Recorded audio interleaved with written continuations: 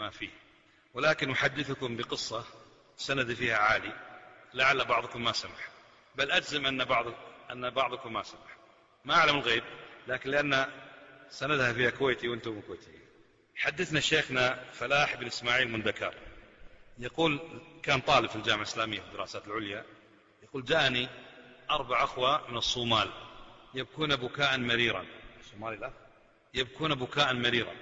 إخوان، قال في 6 من إخواننا السلفيين غدا بعد صلاة الفجر سينفذ فيهم زياد نبيه بري مع زياد بري حكم الإعدام، فلان وفلان وفلان من إخوان 6، و4 منهم مبعوثون من قبل الإفتاء. الشيخ بن باز مفرغهم رواتب ويدعون في الصومال، سلفيون يعرفون الشيخ بن باز. 6 تنفيذ حكم الإعدام فيهم غدا بعد صلاة الفجر، ويبكون على إخوانهم. تصور أنت أخوة 6 يعرفونك شخصيا، تعرفون من إخوانك غدا سيقتلون. الساعة كم؟ 11:30 نصف ليلا. ماذا نفعل؟ هم في المدينة وذاك في الصومال، والشيخ فلاح ما هو إلا طالب الجامعة الإسلامية. ماذا نفعل؟ خلينا نذهب إلى الشيخ أبو بكر الجزائري نشوف. يقول ذهبنا، طلقنا الباب، قال الشيخ نايم. يقول فلاح إسماعيل الكويتي ضروري. يقول طلع الشيخ نايم، يقول ترحب فينا ودخلنا. خير؟ قلت يا شيخ اسمع ما يقول الأخوة يبكون كذا، زياد بري ينفذ الإعدام، 6 من إخواننا سلفيين. قام الشيخ أبو بكر يبكي معهم. ماذا نفعل؟ قال ليس لنا بعد الله عز وجل إلا والدنا الشيخ بن باز، نتصل فيه. يقول هذا الآن الساعة جاوزت 12. يقول اتصلنا على الرياض، يقول رد عليه الهاتف سكرتير الشيخ آنذاك الشيخ إبراهيم الحصي رحمة الله عليه، وهذا توفى الله قبل الشيخ بن باز، صح؟ قال أبو بكر جابر الجزائري من المدينة، ضروري كلمنا الشيخ بن باز. قال الشيخ نايم كذا. قال ضروري، أمر ما يتحمل. قال خلاص خليك على الهاتف.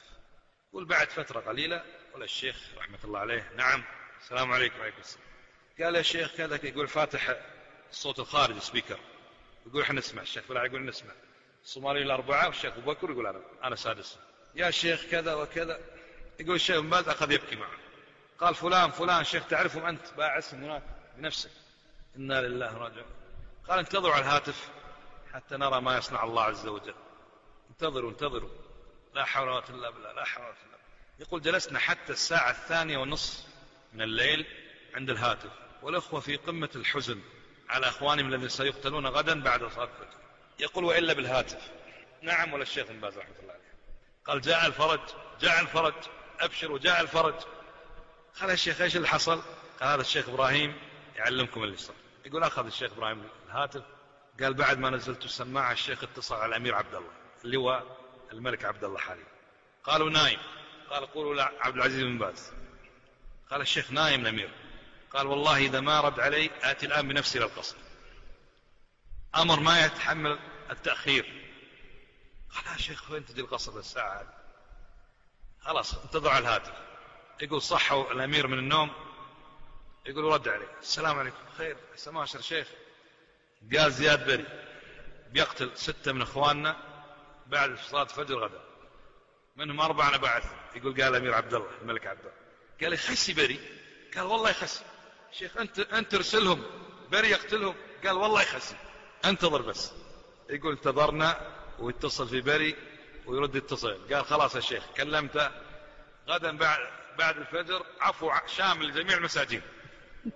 الشيخ مبارك ما يعلم إلا الله عز وجل ماذا فعل هذا الرجل. نكتفي بهذا وأعطيك الحسن.